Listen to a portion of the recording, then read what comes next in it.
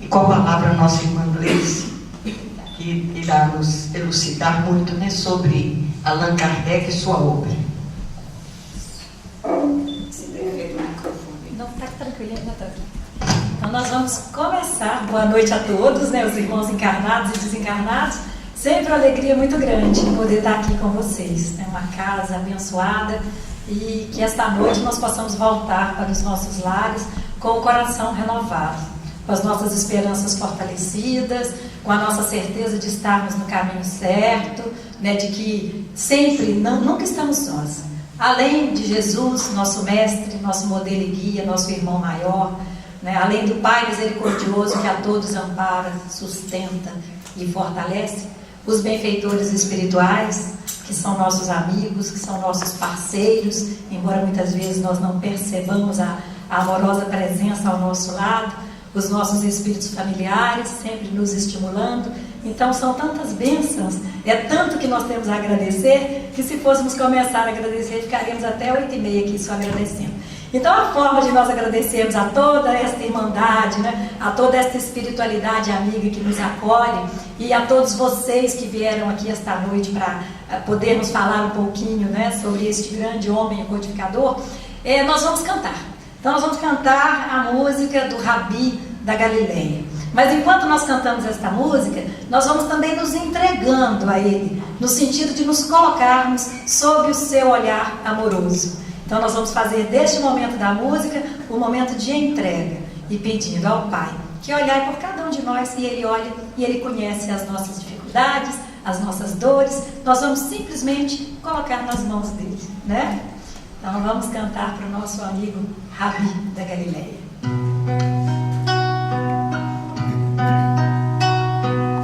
Oh, Rabi da Galileia, na mansidão do seu olhar, eu canto, eu amo, me acalmo, eu vivo. Oh, Rabi, celeste amigo, das margens do Tiberíades, falastes de amor.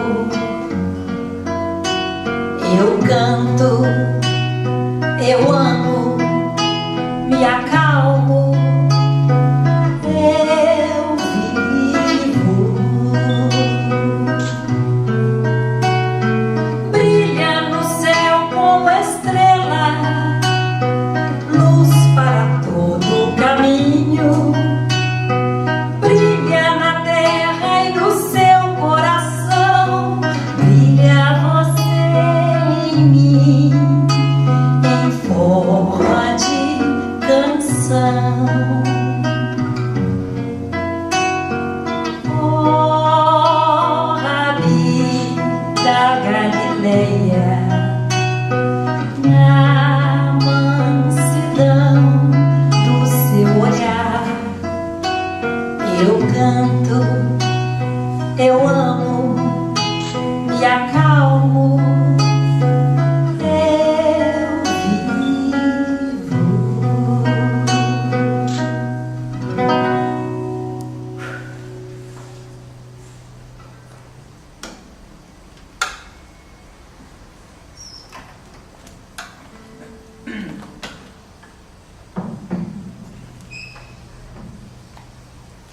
Bem,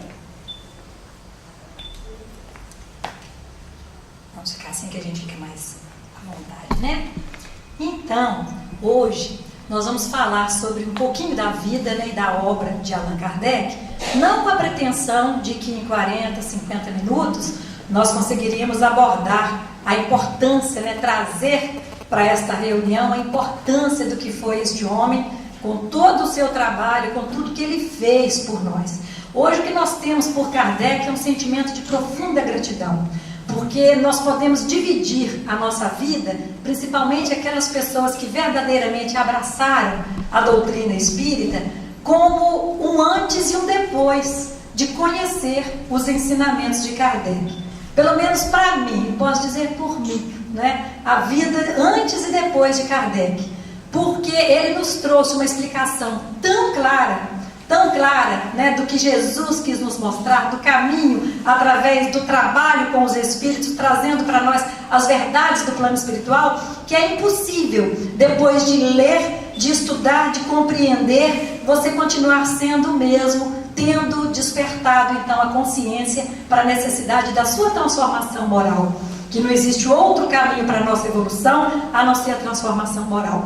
Então a gente tem que agradecer muito o Espiritismo, essa doutrina abençoada, porque é a doutrina mais libertadora, ela é a doutrina que dá mais autonomia a todos os seus seguidores. É uma doutrina onde nos deixa claro que nós não somos, ninguém é o culpado das nossas dores, nem das nossas fragilidades, nem dos erros que nós cometemos, somente nós mesmos. Então ela nos convida a olhar para dentro de nós, num trabalho incessante de autoconhecimento, um trabalho para a eternidade.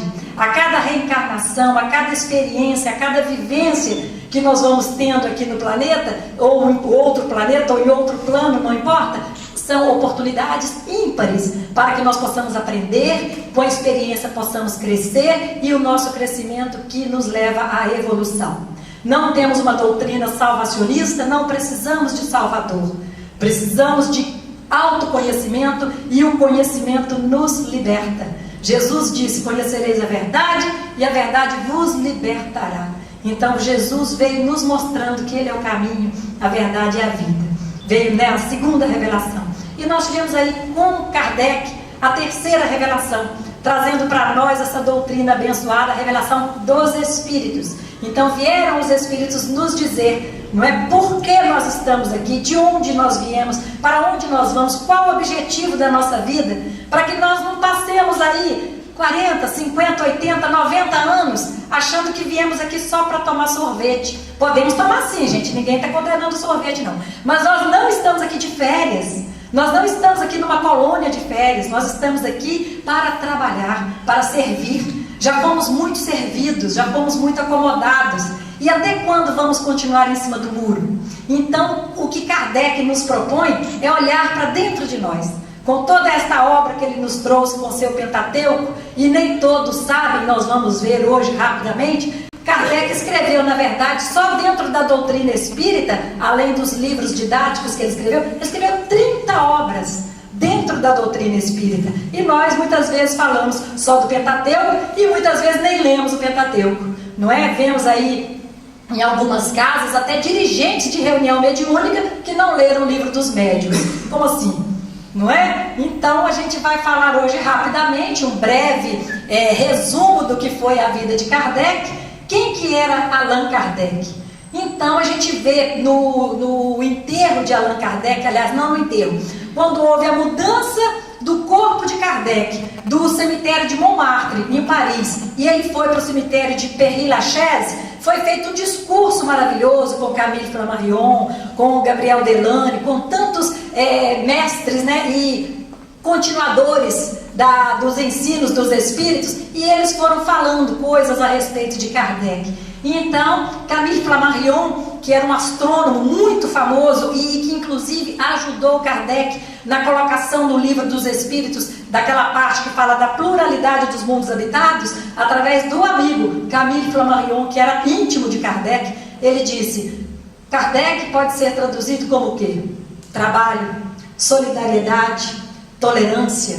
Aí nós temos Leon Denis, não é? Leon Denis falando de Kardec, o bom senso encarnado. Nós temos ali Gabriel Delane, que é filho de Alexandre Delane, que era vizinho de Kardec, vizinho de porta de Kardec, da casa de Kardec, e que foi o que assinou como testemunha do seu óbito, quando ele veio a desencarnar. Então Gabriel Delane foi carregado no colo por Kardec, criança, bebezinho. Então Kardec conheceu assim desde pequenininho e era amigo do seu pai. E Gabriel Delane diz: Kardec uniu ciência e espiritualidade, substituiu a crença cega pela fé inabalável. Então olha só, os dizeres de Kardec, né, a respeito dele. E Arthur Conan Doyle, para quem não sabe, é o autor daquele filme do detetive lá, ai meu Deus, aquele famoso Sherlock Holmes, né? Então ele é autor do livro Sherlock Holmes, e ele escreveu um livro sobre a história do espiritismo, e ele falou o seguinte, que Kardec, ele era uma pessoa enérgica, perseverante, temperamento calmo, cauteloso e não imaginoso até a frieza, incrédulo por natureza e por educação, pensador seguro e lógico e eminentemente prático no pensamento e na ação. Era igualmente emancipado do misticismo e do entusiasmo, ou seja, uma pessoa extremamente ponderada, pé no chão, né? Nem provocava, nem evitava discussão. Recebia com afabilidade os inúmeros visitantes de todas as partes do mundo que vinham conversar com ele a respeito dos pontos de vista nos quais o reconheciam como expoente. Então Kardec, como nós vamos ver, ele era uma pessoa extremamente culta, um homem muito sábio, né? Escreveu vários livros que revolucionou a educação da Europa, livros sendo adotados pelas universidades, tanto da França quanto da Alemanha. Então era uma pessoa de muita referência no meio onde ele vivia. Como expoentes, com os quais falava com liberdade e animação, de rosto ocasionalmente iluminado por um sorriso genial e agradável, quanto tal fosse a sua habitual seriedade de conduta, que nunca se lhe ouvia uma gargalhada. Então era alguém que você não via com gargalhadas, mas não era alguém que estava sempre com aquela cara sisuda, como a gente vê fotos dele aí sempre, né, com terno e muito sério. Ele não era carrancudo, era uma pessoa extremamente agradável de se estar ao lado dele, mas uma pessoa ponderada. E como que tudo começou? Para que a gente possa compreender a grandiosidade que foi o trabalho deste homem, que a gente fica achando assim, eu queria até fazer um grande trabalho, mas eu tenho tanto problema na minha vida, eu queria até fazer isso, mas depois que eu mudar de casa, eu queria fazer, mas depois que eu me aposentar. Então a gente fica sempre achando que a vida precisa se adaptar a nós, para que nós possamos fazer algo. E a gente vai vendo que todos estes que vieram nos trazendo, cumprindo a grande missão de nos trazer esclarecimento, de trazer a luz, de trazer o entendimento das verdades espirituais, eles abriram mão da própria vida porque passaram por dificuldades atrozes, mas não deixaram que as dificuldades fossem maiores do que a sua vontade de fazer o que era proposto, o que deveria ser feito. Não precisa nem de falar da vida de Chico, da vida de Francisco de Assis, de Maria Teresa, mas olha só. Então, como que tudo começou? Fizemos uma linha do tempo para didaticamente ficar mais compreensível. Como são muitas informações, então vamos tentar acompanhar o raciocínio. Se eu estiver falando muito depressa, só faz assim, abelha, menos. Eu vou tentar desacelerar, né? Que o tempo corre, mas enfim. Em 1789, nós tivemos ali o fim da Revolução Francesa. Olha a época que antecedeu o nascimento de Kardec. Então, em 1793, casam-se os pais de Kardec. 1789, termina a Revolução Francesa, casamento dos pais em 1793. Em 1794, o pai de Kardec, que era militar, ele foi preso e após ser solto, ele alistou-se no exército de Napoleão, foi para a Espanha para poder servir ao exército e foi dado por muitos anos como desaparecido. Uma época extremamente complicada na Europa. O avô materno, para vocês terem ideia, o avô materno de Kardec foi guilhotinado. Então Kardec nasceu numa época que não era muito fácil você assumir posições políticas, porque a guilhotina era o happy hour, né? Era o que tinha no cafezinho depois do serviço. Hoje as pessoas vão para o barzinho tomar cerveja. O que existia ali na França era guilhotina, para quem se colocasse contra o poder. Então um período negro. Em 1796 nasce o irmão de Kardec, chamado Augusto. E em 1799, a mãe dele tem uma irmã de nome Marie François. O que ocorre é que em 1801 desencarna o irmão. Kardec nem tinha nascido ainda, a mãe perdeu o irmão. Passa mais no ano seguinte, desencarna a irmã de Kardec. E em 1803 nasce então o Rivaio. Vocês observem que a situação que vivia, né, os pais de Kardec e todo o contexto da história naquele momento estava muito turbulento. E Kardec nasce então com o nome dele, Hippolyte Léon Denisard Rivaio. Ele nasce em 1804, em 3 de outubro de 1804, em Lyon, na França. Eles moravam numa cidade, num bairro do Bourg-en-Bresse, em Paris, só que Kardec nasceu em Lyon. Falar hoje que uma mulher de 30 anos já está velha para poder ter um filho, não é normal, porque a gente sabe dos recursos da medicina e hoje é natural que a mulher possa engravidar até com a idade mais avançada. Mas naquela época, no século XIX, vamos lá para trás, né?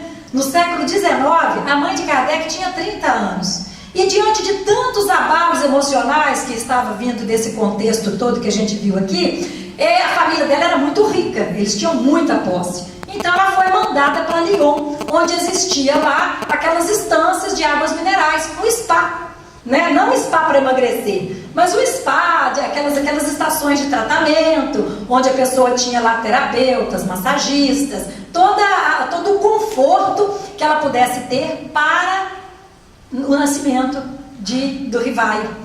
Porque ela já tinha 30 anos e não era normal naquela época a mulher engravidar numa idade já avançada.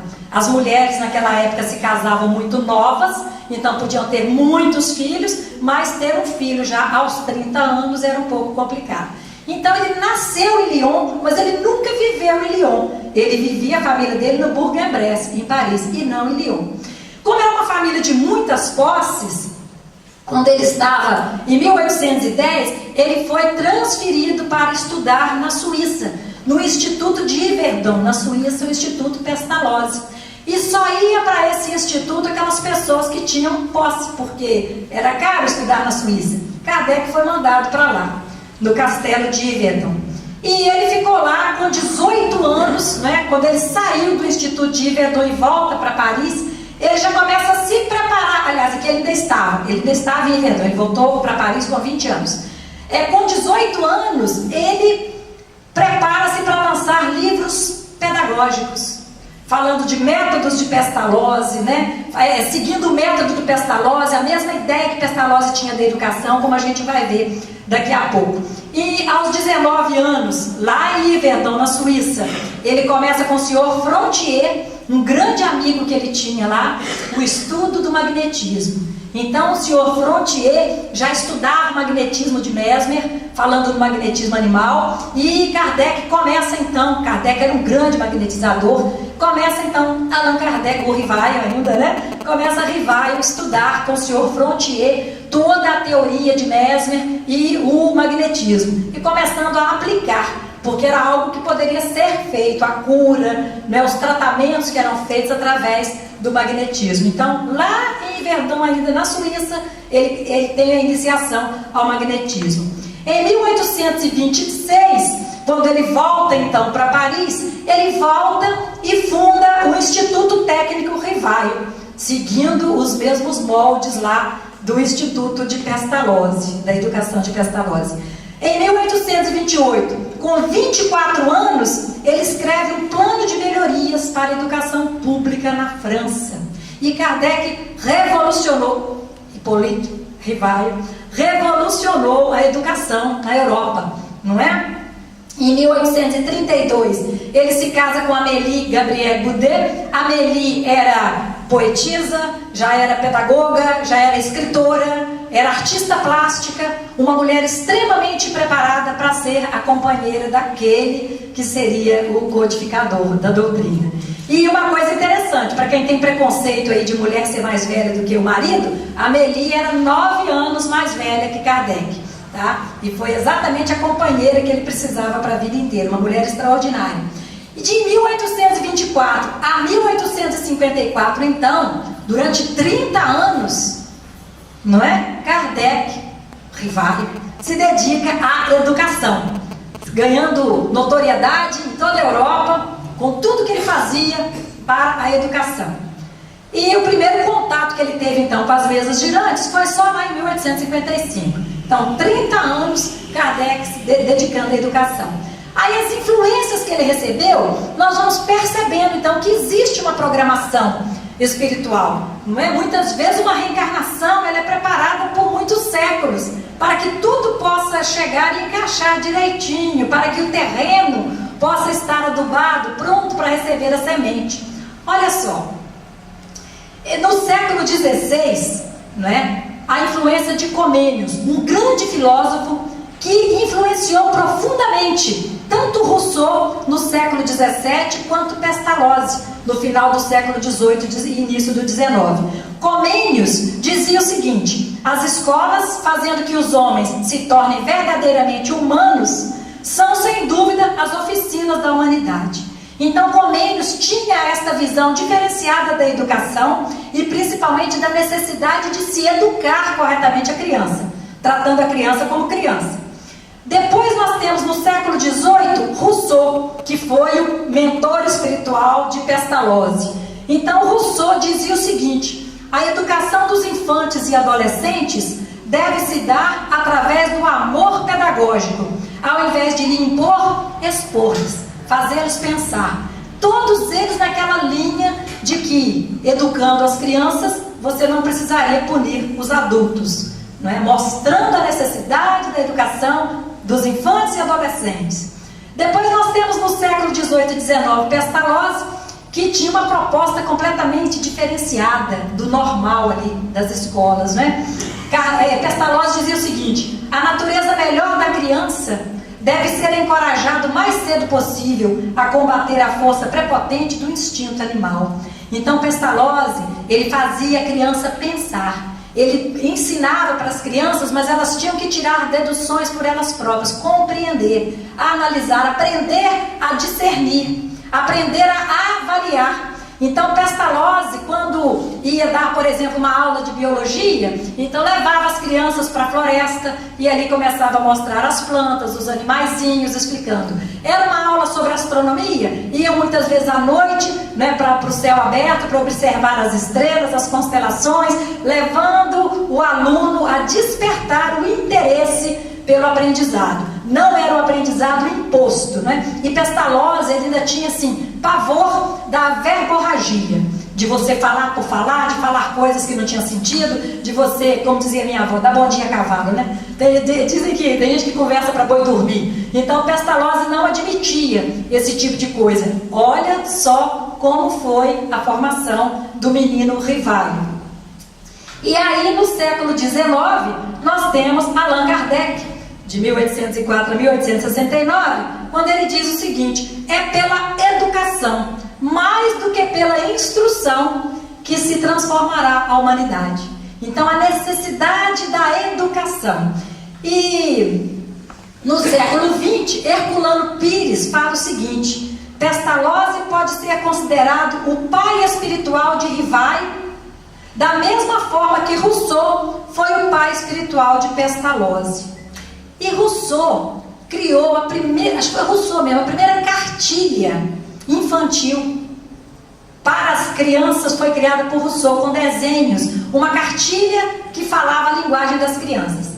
No século XVIII, no século XVII, XVI, eles tratavam as crianças como pequenos adultos. Então eles achavam o seguinte: se a criança errou, mas ela é um pequeno adulto, então ela pode ser punida como um adulto. E estes que nós falamos agora, esses grandes educadores, pensadores, filósofos, eles vieram trazendo uma outra postura. A criança não era um pequeno adulto, ela tem que ser tratada como criança. Tem que existir a educação diferenciada, salas de aula para crianças de faixa etárias diferentes, para que possa haver realmente um aprendizado.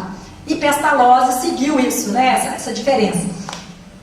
E uma outra coisa que muito interessante de Kardec, com essa formação toda dele, foi que quando ele lançou na França esse material didático, promovendo inclusive uma transformação na educação, ele conseguiu muita antipatia até no momento. Por quê? Ele não admitia que a pessoa se tornasse professor sem ter passado por uma preparação. E então foi criado o curso, que antigamente se chamava curso normal, o magistério, onde as pessoas que quisessem ser professores teriam que passar ali por um treinamento, um estudo de 3, 4 anos, para que pudesse então estar numa sala de aula com conhecimento didática, né? Com a parte, até com o psicológico preparado para lidar com os alunos. Então foi criado esse curso de preparação.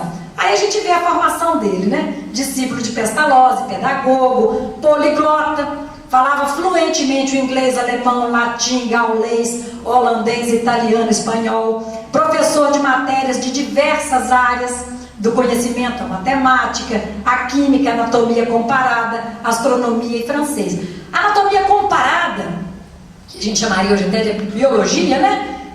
Kardec chegou a ter, muitas pessoas pensam que Kardec foi médico, que ele tinha feito medicina, mas ele era na verdade autodidata.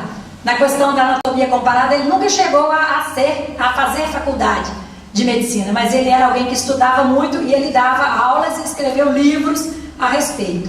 E Kardec, tendo então a educação como missão, ele dizia: a educação é a obra da minha vida, não faltarei à minha missão, pois penso compreendê-la. Inimigo de todo charlatanismo, não tenho o tolo orgulho de acreditar cumpri-la com perfeição, mas tenho ao menos a convicção de cumpri-la com consciência. Então olha a fala deste grande homem, percebendo o tanto que seria importante o seu trabalho, mas também se colocando como alguém capaz de falir, alguém que poderia não dar conta, mas ele acreditava que fazendo o seu melhor, não é? E aí nós temos uma mensagem do Espírito Verdade para Kardec. Aí a gente falou aí da França do século XIX, aí já é quando Kardec nasceu. Nós temos lá, a França era o centro cultural do planeta, do mesmo jeito que nós temos hoje Nova York, né, Estados Unidos, tudo acontece lá, as televisões, a mídia, está todo mundo focado lá, o que acontece lá espalha para o mundo. No século XIX era a França.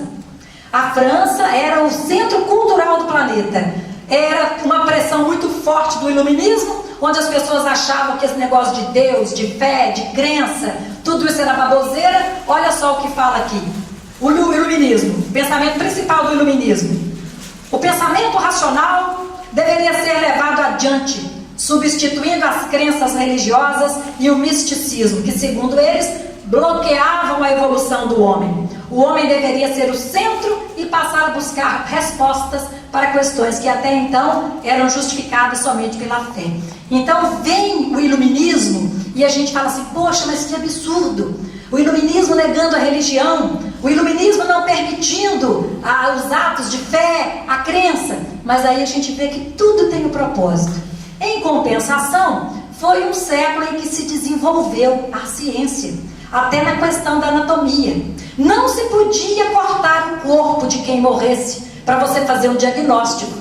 Porque se você ia, depois da morte, você ia ressuscitar e o seu corpo voltaria. Como que eu ia deixar o meu filho morrer? Eu vou deixar tirar o coração dele para estudar? Não, deixa o coração dele ali, porque quando voltar o juízo final, ele tem que estar perfeito. Então, com esta postura do iluminismo, não é? Eles tiveram então condições de dessecar os cadáveres e de ir buscar o conhecimento grande que existe da ciência hoje. Muitos deles nós devemos a este período, que se a gente for olhar com o nosso olhinho pequeno, ai, que absurdo, eu não queria religião, mas nada é por acaso. Então houve um avanço significativo da ciência, não é?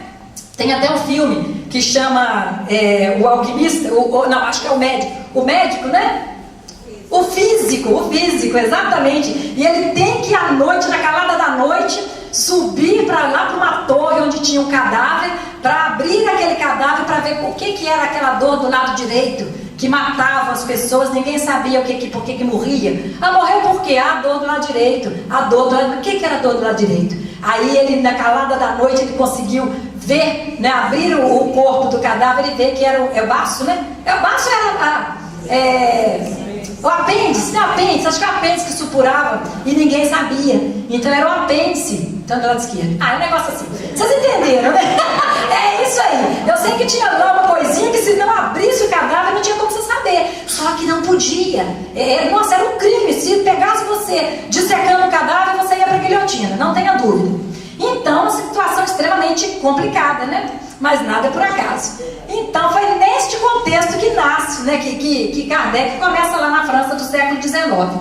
E aí, o Espírito Verdade, lá no livro dos Médiuns, no capítulo 21, no item 15, ele diz o seguinte: as grandes missões só aos homens de escola são confiadas, e Deus mesmo os coloca, sem que eles o procurem, no meio e na posição em que possam prestar recurso eficaz. Olha só, quando nós falamos de Kardec, esse grande pedagogo, professor, com toda essa formação que ele teve, foi o primeiro que veio trazendo para nós essas revelações, e que era professor, e que tinha didática. Por isso, tudo que ele fez, o livro dos Espíritos, né, a forma como ele tratou o livro dos Espíritos, como foram colocadas ali as questões, e esse assunto primeiro, esse depois, gente, não foi por acaso. Então a espiritualidade colocou ali, né, as condições que eram necessárias para que ele pudesse cumprir a sua missão. Ele tinha todo o direito de não cumprir, de falir, de não querer levar em frente, né? Graças a Deus que ele quis. Bem, aí nós temos lá, em 12 de junho de 1856, e aí o Espírito Verdade informa para ele. Ele já havia começado lá a codificação. E o Espírito da Verdade fala o seguinte: não esqueças que podes triunfar como podes falir. Neste último caso, outro te substituiria, porquanto os desígnios de Deus não assentam na cabeça de um homem. E até um comentário, né, no meio espírita, que se Kardec tivesse falhado, certamente Leon Denis teria dado conta do recado. A espiritualidade se serviria de alguém com potencial, por exemplo, Leon Denis, para que a obra não ficasse parada. Depois nós temos outra coisa ali da fala: a missão dos reformadores é prenhe de escolhos e de perigos. Não suponhas que te baste publicar um livro, 2 livros, 10 livros, para que em seguida ficares tranquilo em casa. Tens que expor a tua pessoa, suscitarás contra ti ódios terríveis, inimigos escarniçados se conjurarão para a tua perda. Olha só, então o Espírito Verdade mostrando para ele: você vai assumir essa missão, mas não pense que vai ser fácil, você terá que dar testemunhos, né? Aí ele ainda continua: vertiais abraços com a malevolência, com a calúnia, com a traição mesmo dos que te parecerão os mais dedicados. Por mais de uma vez sucumbirás sob o peso da fadiga.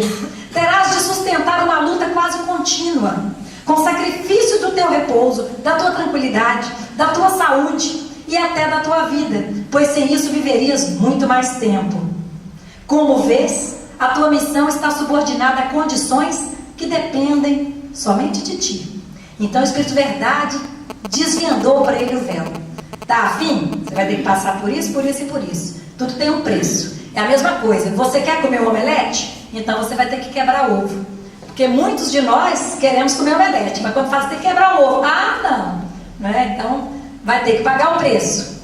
E aí Kardec, diante desta revelação do Espírito da Verdade, lá em Obras Póstumas, na segunda parte, tem a prece que ele fez naquele momento. E a prece diz exatamente assim: Senhor, pois que te dignastes lançar os olhos sobre mim para cumprimento dos teus desígnios, faça-se a tua vontade. Está nas tuas mãos a minha vida, dispõe do teu servo. Reconheço a minha fraqueza diante de tão grande tarefa. A minha boa vontade não desfalecerá. As forças, porém, talvez me traiam. Supre a minha deficiência.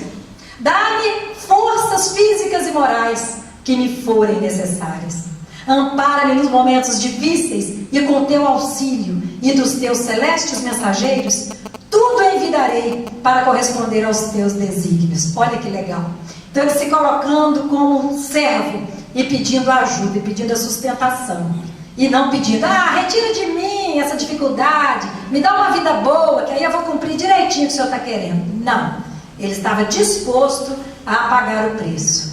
E aí, em 1º de janeiro de 1867, 10 anos depois, né, em Obras Póstumas, nesse livro que foi publicado em 1867, ele diz o seguinte: tudo que foi predito pelo Espírito Verdade se realizou em todos os pontos, pois experimentei todas as vicissitudes que me foram preditas. Mas mostrou-me também bastante agradecido pela assistência, mostrou-se também bastante agradecido pela assistência que recebeu dos bons espíritos, que sempre foram muito solícitos. Então isso está lá em Obras Póstumas, mostrando que mesmo ele tendo passado por este momento de pedir a Deus que desse para ele força, ele fez questão de colocar lá nos seus escritos que realmente tudo que o Espírito Verdade falou aconteceu. Foi traído, né? Várias vezes, inclusive ele tinha um tio que começou a ajudá-lo na gráfica, lá na Sociedade Parisiense de Estudos Espíritas e tudo, e esse tio passou a perna nele no dinheiro. Depois entra de novo um outro amigo, faz ele falir. Enfim, uma quantidade de situações que ele vivenciou com pessoas que ele achava que eram pessoas que estavam ali ao lado dele amparando. E no entanto, coitado de mim, né? Ele não. Os contatos iniciais com o além, né? Porque ele, com toda a força, com tudo que ele passou, ele só se fortaleceu. E nós, talvez, diante de 1/10 do que ele passou, a gente não daria conta. Porque até hoje, né, gente, se nós olharmos, nós ficamos assim: eu quero ir no centro espírita. Não, mas aí meu marido não gosta. Eu queria muito frequentar a reunião de estudo.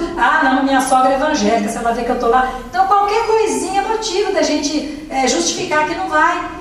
Queria muito frequentar, mas está chovendo. Queria ir, mas domingo de manhã fazer sopa. Olha só, e a gente não para pensar na dificuldade que todos estes irmãos, Paulo de Tarso, né, e tantos outros, enfrentaram para poder falar de Jesus. E aí, os contatos iniciais com além, ele fala o seguinte, está lá também em Obras Póstumas.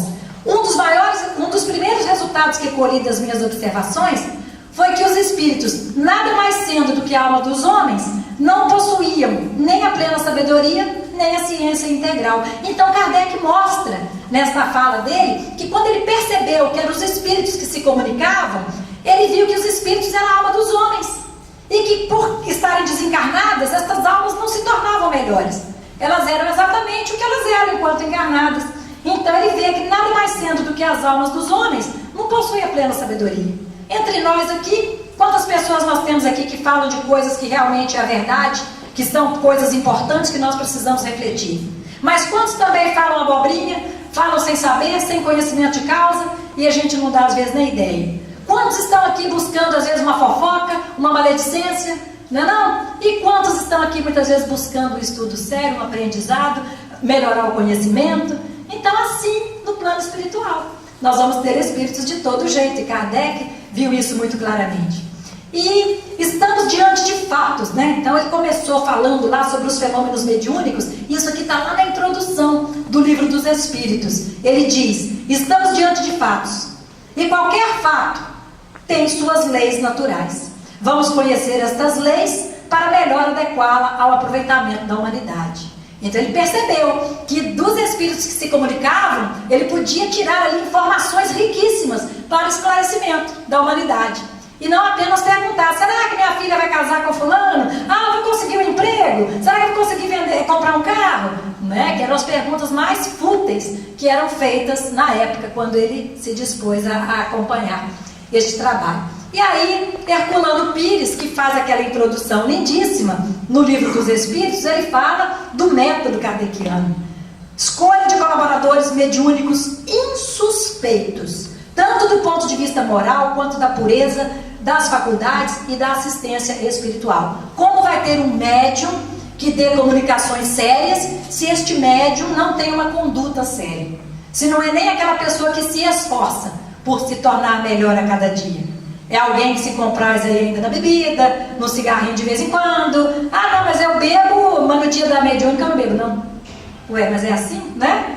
Então, não, eu fumo, mas só uns 3 cigarrinhos no dia, eu procuro nem fumar. Então, não é por aí. Para ser médium, como ele precisava. Análise rigorosa das comunicações do ponto de vista lógico, bem como do confronto com as verdades científicas demonstradas, pondo-se de lado tudo aquilo que não possa ser logicamente justificado.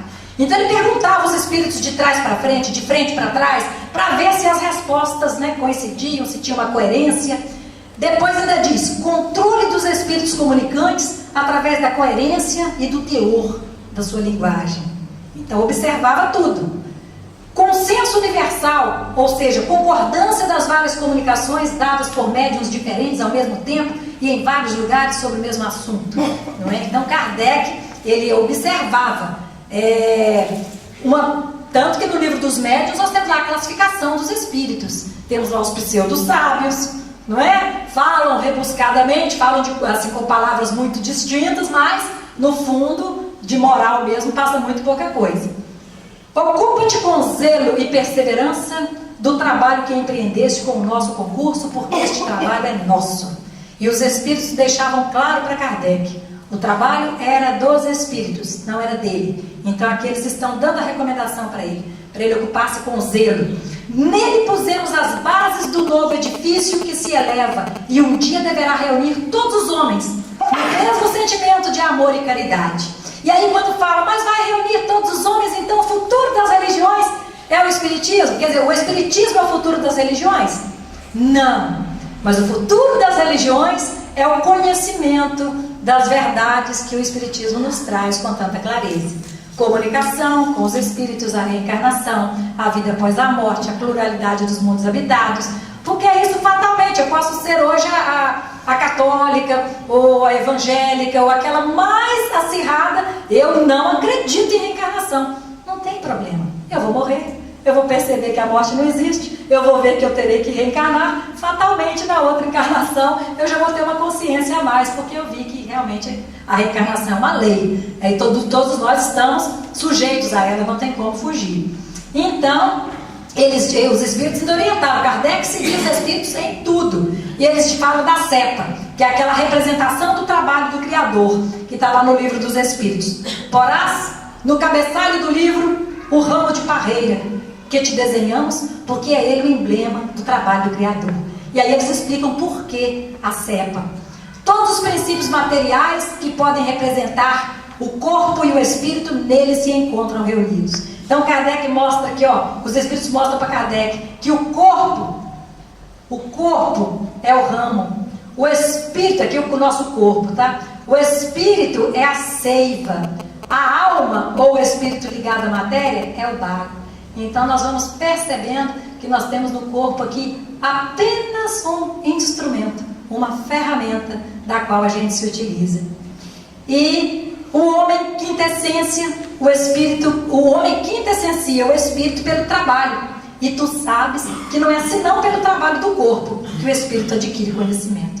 Então eles mostrando que a necessidade do trabalho. Não estamos aqui para tomar sorvete apenas. E aí das mesas girantes à codificação, a gente vê numa linha do tempo rapidinho, que em 1848 começa lá nos Estados Unidos o fenômeno de Hydesville, não é? Das irmãs Fox. Então lá no condado de Nova York, em Hydesville, em Rochester, nós temos aqui onde começaram os fenômenos das irmãs Fox, a família Fox, o John e Margaret, que eram pais de 6 filhos, na verdade 3, sendo que uma morava fora e 2 moravam com eles. E essas 2 que moravam com os pais eram médiuns de efeito físico. E a Kate Fox e Margaret Fox, uma de 11 e uma de 14 anos, elas estavam então tendo um contato, né, com espíritos, mas tudo começou com batidas, com cadeiras se arrastando, móveis sendo atirados de um canto para o outro, cortina pegando fogo, uma coisa horrorosa que acontecia naquela casa para onde eles se mudaram. E essa casa, em 1848, morou nessa casa um homem que deu pousada para um caixeiro viajante. E esse caixeiro viajante foi assassinado nesta casa. Foi assassinado, foi enterrado na fundação desta casa. E isso tudo foi revelado quando a senhora Margaret Fox chegou à noite no quarto e as meninas estavam lá conversando com o espírito que elas chamavam de Senhor Pé Rachado. Então a mãe falou, olha, então me diz uma coisa, se você tem inteligência, quantos anos tem minha filha mais nova? E aí eu vi 11 batidas na parede. Ah, então você... Aí ela não perguntou mais, em pensamento, ela falou, quantos anos tem minha filha mais velha? E ela ouviu 14 pancadas. E assim ela falou, se eu voltar, se eu chamar os vizinhos para ver esse fenômeno, você repete? Aí ele bateu uma pancada, sim. Chamou a vizinhança viu, eles eram protestantes, né? Foi um escândalo na cidade, uma cidade pequena, eles tiveram até que se mudar dali, porque ficou na rua, aquela casa assombrada, e eles, né, estão ali conversando com o espírito. O que aconteceu? Falaram então que aquele espírito era do caixeiro viajante que tinha sido assassinado na casa. Chamaram máquinas e tal para poder cavar, foram para a adega, onde ele falou que tinha sido enterrado, e ali não acharam nada. Fizeram um buraco lá de todo tamanho, não acharam nada. Isso em 1848. Em 1904, quando a cidade passa por um processo de progresso muito grande, a prefeitura adquire o imóvel e derruba a casa para construir ali um prédio. E quando tira a fundação da casa com máquina, estava lá a alçada, né, do caixeiro viajante, com a latinha do jeitinho que ele falou que tinha. Então foi provado em 1904 que realmente não era mentira das irmãs Fox. Bem, enfim, então esse fenômeno que acontecia era porque a espiritualidade, eles precisavam chamar a atenção das pessoas, para que as pessoas despertassem para as realidades do mundo espiritual. E aí atravessou o Oceano Atlântico e ao mesmo tempo estava acontecendo fenômenos assim na Europa, na Austrália, na Rússia, né? Em 1855, então, Kardec tem o primeiro contato com as mesas girantes na casa da senhora Pleine Maison, uma mulher muito distinta da sociedade, uma mulher ilibada, de um caráter ilibado, que não deixava a menor dúvida de que ela não estaria mexendo com algo que fosse fútil. E Kardec foi convidado, a princípio, com relutância, quando um senhor muito amigo dele, muito ousado e muito atirado às coisas, às novidades, chamou ele e ficou na dele. Falou, não vou, isso aí você, isso é coisa da sua cabeça, né? As mesas girantes que aconteciam lá na França na época, isso é coisa da sua cabeça. Mas depois, algum tempo, chega para ele quem? O senhor Fortier, aquele magnetizador lá da Suíça, de Yverdon, que ele conhecia muito bem, e esse senhor Fortier fala, Kardec, Rivaio, está acontecendo, né, na casa da senhora Pleine Maison, como em outras também, reuniões à tarde, onde as mesas giram. E aí Kardec falou, se você me provar que as mesas têm músculo para se moverem e cérebro para poder raciocinar, então eu vou. Mas sendo o senhor Fortier alguém de muita seriedade, ele resolveu acompanhar. E chegando lá na casa da senhora Pleine Maison, ele pôde observar todo aquele movimento das mesas, as perguntas, as respostas inteligentes, e percebeu que existia ali então algo, né, que as respostas sendo inteligentes, sendo o efeito inteligente, a causa também tinha que ser. E aí os próprios espíritos que falaram para ele que eles eram a alma dos homens que haviam desencarnado. E aí ele recebe naquela casa, depois de um tempo que ele já estava frequentando, né, toda terça-feira à noite, fazendo as reuniões, ele recebe 40 cadernos, onde eles estavam anotando perguntas e respostas. Destes 40 cadernos, é onde ele prepara a primeira edição do Livro dos Espíritos, com 501 perguntas, mas ele só prepara depois que ele volta com as 501 perguntas e outras que ele fez, né, para chegar em 501. Ele pega algumas que são mais importantes dos 40 cadernos, faz novamente a análise com os espíritos nas reuniões mediúnicas, e dali surge a primeira edição do Livro dos Espíritos. Então, o Livro dos Espíritos, em 18 de abril de 1857, foi quando ele viu a seriedade. 2 anos depois ele lança, então, a primeira edição. E funda, em 1857, a Sociedade Parisiense de Estudos Espíritas. Veja, estudos. E não Sociedade Parisiense de Manifestações dos Espíritos, porque não era mais importante os fenômenos, mas sim a comunicação, que já começava a vir através da psicografia. E em 1858, ele lança a primeira edição da Revista Espírita, 12 volumes até 1869, não é?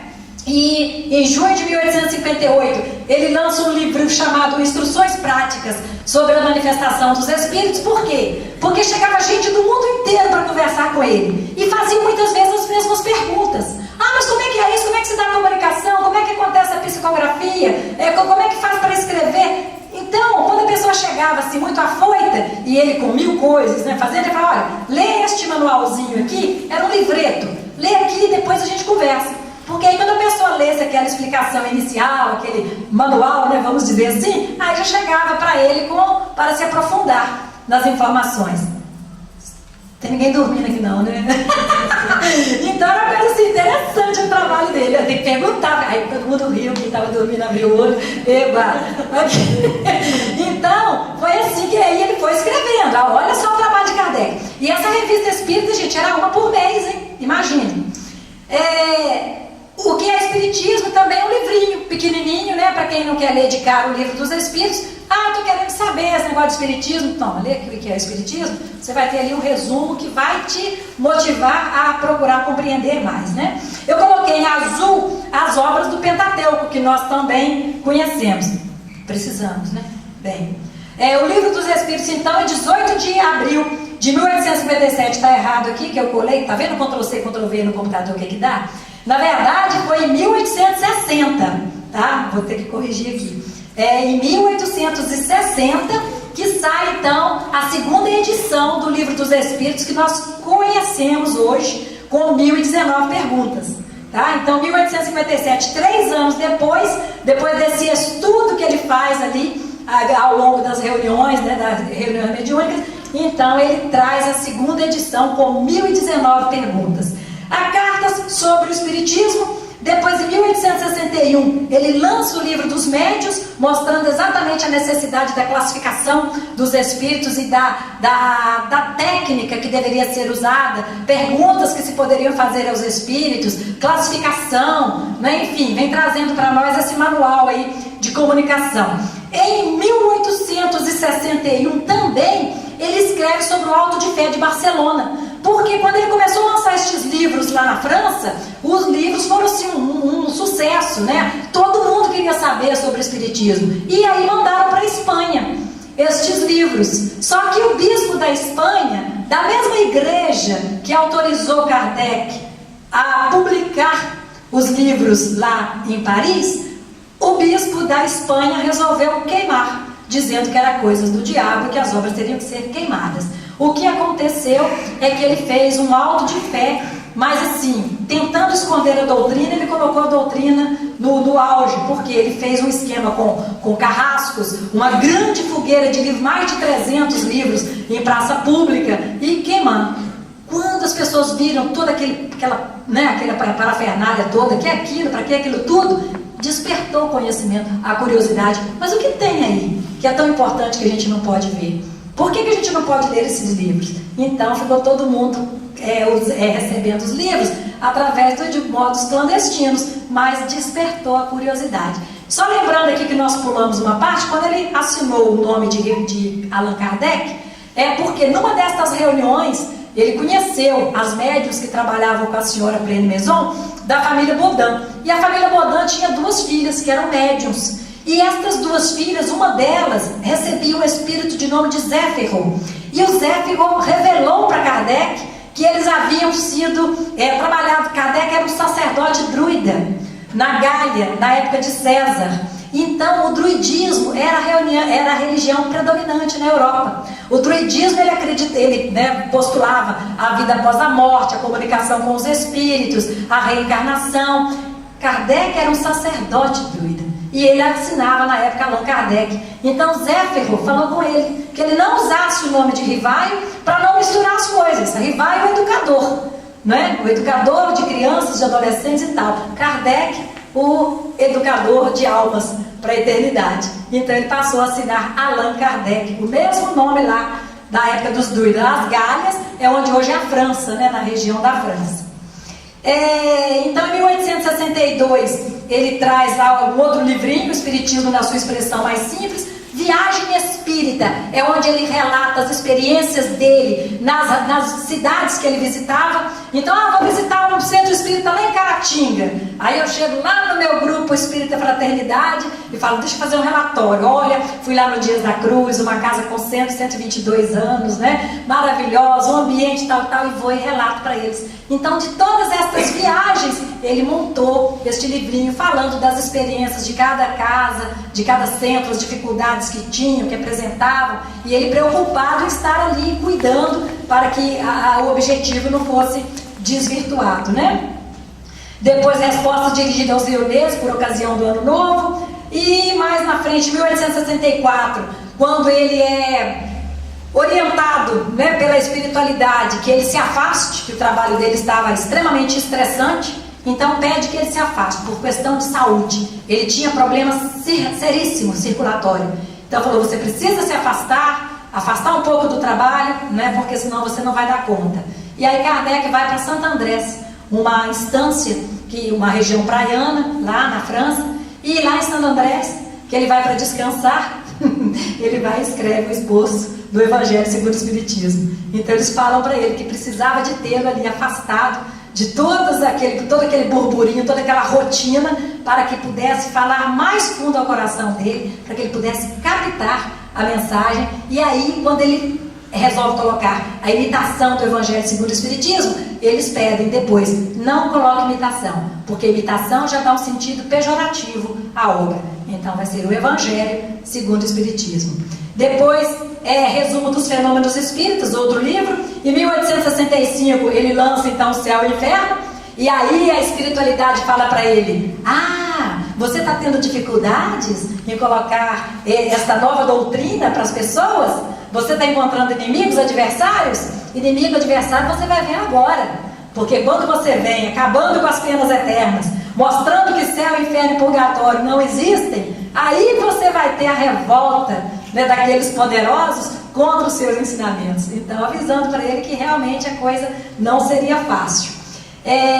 Coleção de preces espíritas. Depois de 67, estudos sobre a poesia medianímica, caracteres da revelação espírita, e assim vamos. 1868, a Gênese, os milagres e as predições, segundo o Espiritismo. Em 1869, ele faz algo fantástico. Ele pensa, se alguém quiser montar uma biblioteca espírita, quais livros não pode faltar? E por incrível que pareça, ele pega vários livros neste catálogo que ele coloca, livros que são contra a doutrina espírita, porque ele acreditava que era importante você conhecer, para então você escolher com discernimento, você sabendo que você está entendendo aquele ponto de vista, mas o seu raciocínio diz que esse aqui é o lógico. Então era importante que se conhecesse também o que aqueles que condenam o Espiritismo falam. Então este catálogo é de livros que não poderiam faltar na biblioteca. Então, de 1858, foram 11 edições, a 1869 foi publicada a Revista Espírita. E por incrível que pareça, Kardec morreu trabalhando. Ele estava entregando a Revista Espírita do mês para a pessoa que foi buscar para levar para distribuição, e ele entregou e morreu. Ele teve um aneurisma, né, um problema cerebral, e caiu duro. Esse Pierre Gatin Lemarie, amigo dele, ele morreu em 1901, ele foi o primeiro mártir a ser julgado por professar o Espiritismo. Então, depois de Kardec, né, as obras continuaram, aquelas pessoas que estavam ao lado dele, ajudando. E esse Pierre Gatin Lemarie, ele passou 1 ano na prisão. A mulher dele continuou tentando divulgar o Espiritismo por fora, mas ele ficou 1 ano preso, foi libertado. E ele ficou responsável por 30 anos em fazer a publicação da Revista Espírita. Então, das mesas girantes à codificação, obras póstumas em 1890, não é? Que lança depois da sua morte. E aí a gente vê rapidamente, o tempo está passando, rapidamente que o Livro dos Espíritos, o primeiro, a base de tudo, a gente percebe que não tinha como tanto conhecimento num livro só, senão teria um livro dessa grossura, né? O que Kardec fez? Olha o que é o professor, o pedagogo, o didata, né? Aquela pessoa que tem o raciocínio e que tem a clareza para poder trazer para nós de forma mais simples para o entendimento. Da segunda parte do Livro dos Espíritos, que fala sobre o mundo espírita, surgiu então o Livro dos Médiuns, tudo com base lá naquele livro de 1019 perguntas. Da parte terceira, que fala das leis morais, ele trouxe para nós o quê? O Evangelho. Da parte quarta, que fala das esperanças e consolações, veio o céu e o inferno. Olha só como é que a obra foi se multiplicando, né? E da parte primeira, das causas primárias, do mundo espírita e das leis morais, ele trouxe para nós, foi a base para o livro A Gênese. E da introdução e prolegômenos veio a base do livro, que é o Espiritismo. Então, assim, fantástico como ele destrinchou todos aqueles ensinamentos para que nós pudéssemos compreender. E a gente ainda acha que basta estudar o Livro dos Espíritos e o Evangelho. Olha a riqueza de conteúdo que tem, até próprio no Obras Póstumas, na segunda parte, quando ele tem lá aquela parte de entrevista com os espíritos recém-desencarnados. Kardec, ele andava por Paris ia nas bancas de revista e buscava aqueles jornais de óbito, os obituários que tinham no jornal, e ele pegava o nome daquelas pessoas que tinham suicidado, aquelas pessoas que tinham falecido, desencarnado, e nas reuniões mediúnicas ele evocava estes espíritos para saber como é que foi despertar do outro lado, você suicidou, qual foi sua sensação, está lá em Obras Póstumas. E muitas vezes a gente acha que não precisa ler, não é? Não, desculpa, gente, Obras Póstumas, Céu e Inferno. Está lá no Céu e Inferno, desculpa aí. Eu estou apertada com o relógio, enfim. Então está lá no Céu e Inferno, tá? Aí então nós temos aqui as obras básicas da codificação, né? A Gênese e tal. E aí os auxiliares dele, né? Aquelas pessoas que continuaram o seu trabalho, Camille Flammarion, olha quantas obras de Camille Flammarion. A pluralidade dos mundos habitados, Urânia, as casas mal assombradas, o desconhecido e os problemas psíquicos, narrações do infinito e Deus na natureza. Depois nós temos aí Gabriel Delany, como eu falei com vocês, né, filho de Alexandre Delany, espírita, a reencarnação, o espiritismo perante a ciência, pesquisa sobre mediunidade, fenômeno espírita, alma imortal, a evolução anímica. Temos Leon Denis, conhecido como o apóstolo do espiritismo, falando sobre cristianismo e espiritismo, o grande enigma, o problema do ser, do destino e da dor, depois da morte, o problema do ser, destino e da dor de novo. Então, como que chegou no Brasil a doutrina espírita? Acontece que depois que antes de Kardec morrer, ele deixou em testamento toda a sua riqueza, toda a sua obra espírita, ele deixou para a sociedade de estudos espíritas que ele havia fundado, para que não pudesse faltar dinheiro, né, a fim de que o espiritismo continuasse sendo divulgado. E quando Amélie, a sua esposa, magnífica esposa, assume a coordenação de todo o trabalho que Kardec havia iniciado, ela conseguiu quase triplicar o patrimônio e resolve deixar também, deixar para toda a sociedade espírita a sua fortuna, e vai no cartório e passa. Eles haviam fundado uma casa de retiro, vamos dizer assim, para acolher os idosos, aquelas pessoas mais velhas, trabalhadores do espiritismo, que não precisariam se preocupar mais com o ganha-pão. Podiam estar lá, abrigados, tendo o que comer, o que beber, onde dormir, e trabalhar na divulgação da doutrina, mas sem ter que gastar nada. Então eles haviam fundado esta casa. E aí, o que acontece? As trevas encontrando ali a oportunidade de agir. Eles vão então, depois da morte de Amélie, quando ela deixa em testamento tudo isso para a sociedade espírita, um sobrinho e uma tia vão procurar o juiz. E o juiz fala, mas ela passou a escritura, ela fez o testamento no cartório e ela estava lúcida, segundo as testemunhas. E aí eles falam, não, ela estava lúcida, mas ela estava louca. Porque como é que, tendo tia velha, sobrinhos para cuidar, toda uma família, vai deixar dinheiro para espírito? E espírito existe? Espírito precisa de dinheiro? Foi uma demanda que demorou 17 anos na justiça. Para então, depois de 17 anos, o juiz dá ganho de causa para a família. E a doutrina ficou sem um centavo. Mas como a doutrina não era de Kardec, não era de Amélie, a doutrina era dos espíritos, em 1885, Dr. Joaquim Carlos Travasso, um médico homeopata, ele traz para o Rio de Janeiro o Livro dos Espíritos, e esse livro é traduzido para o português.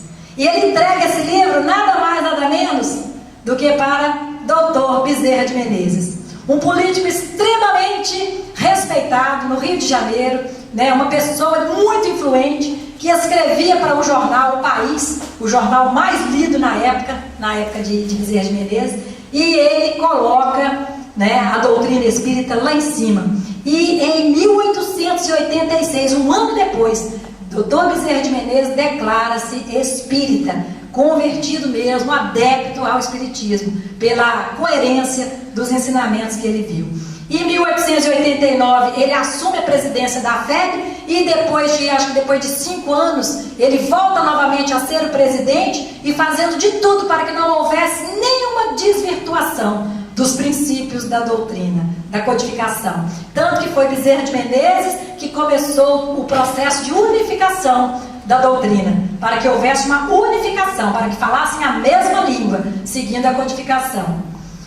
Em 1903 acontece uma outra coisa fantástica, porque Eurípides Barçanufo, vereador lá de Sacramento, e uma pessoa extremamente preocupada com a educação, recebe o livro de Leon Denis, o livro Depois da Morte. E aí, sem ter conhecido Pestalozzi e sem nem saber dos procedimentos da educação que Pestalozzi defendia, Eurípides funda a primeira escola espírita no Brasil, o Colégio Allan Kardec, em Sacramento. Então, olha só, a coisa fluiu, não é?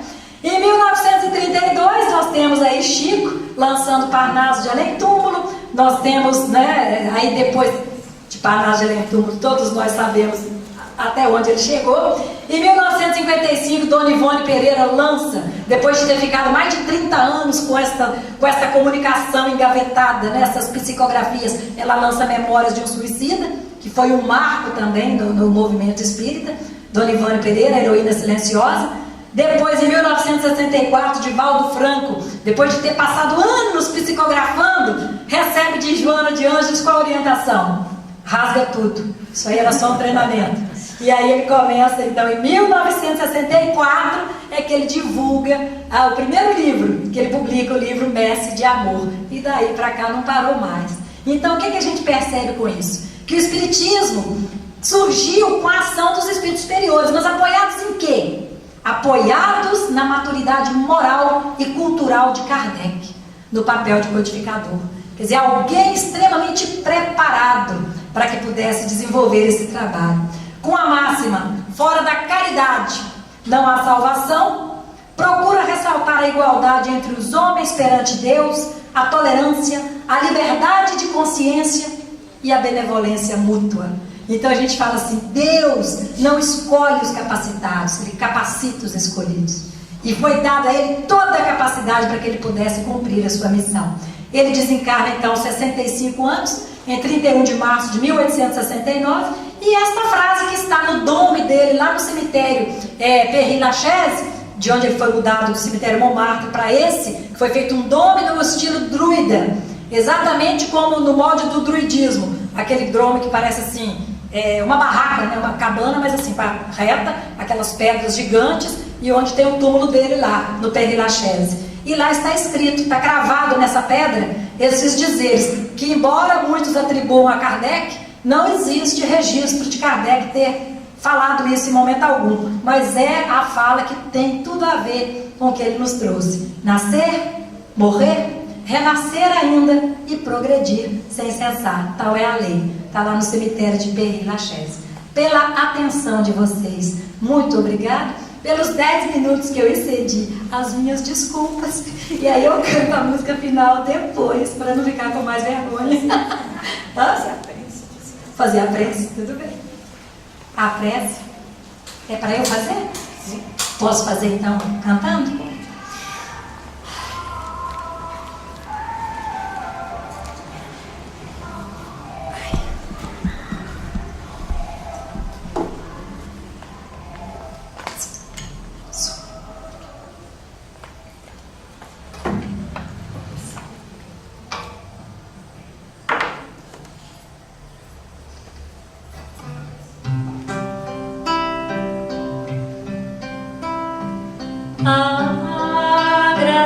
Agradecemos, Senhor, Senhor,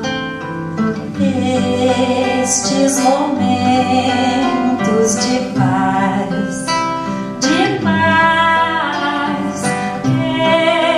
te sentimos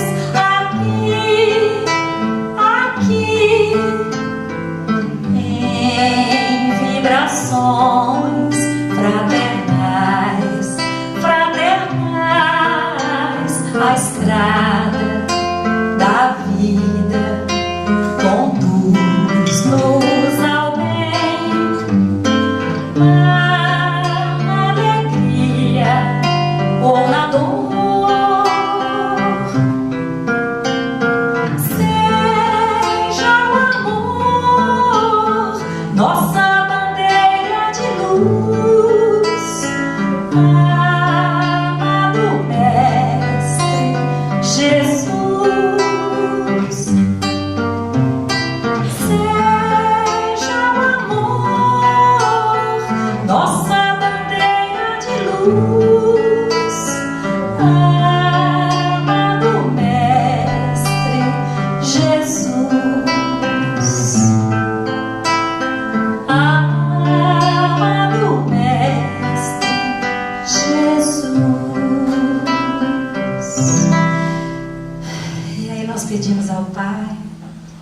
possa nos acompanhar no retorno aos nossos lares, com a bênção do entendimento, do esclarecimento que recebemos na noite de hoje.